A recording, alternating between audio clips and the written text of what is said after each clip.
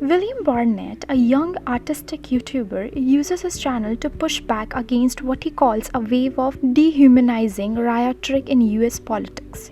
For instance, President Trump and his allies labeled autism a horror show while making unsubstantiated proclamations that the condition stems from vaccines.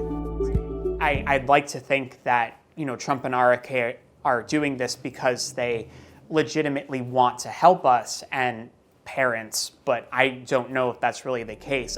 Barnett sees the White House language as misinformation that only serves to drum up fear among parents and stigmatize people like himself.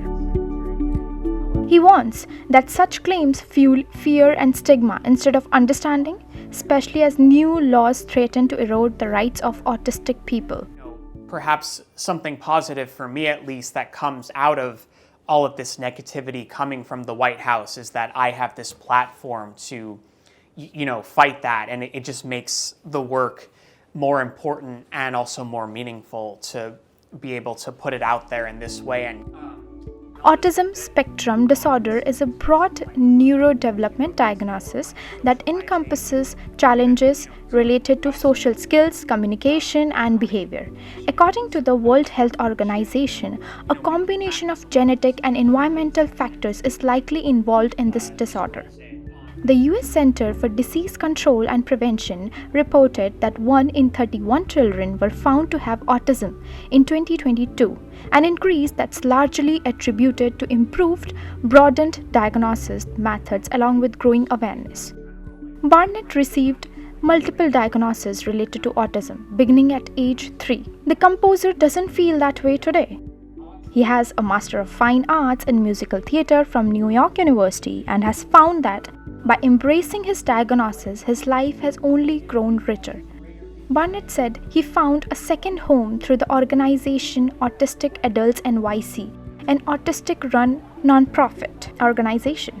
The group recently took part in New York's annual Disability Pride Parade, a Manhattan march bringing together a diverse crowd of mentally and physically disabled people along with allies and partners. And it's hard being a neurodivergent person in this world, but still, it doesn't matter who you are, you still deserve to be treated as a human being. And it makes me really mad that they want to cure autism instead of trying to find a way to help us and support us. They want to strip away supports and services for us, and that just is not okay for me.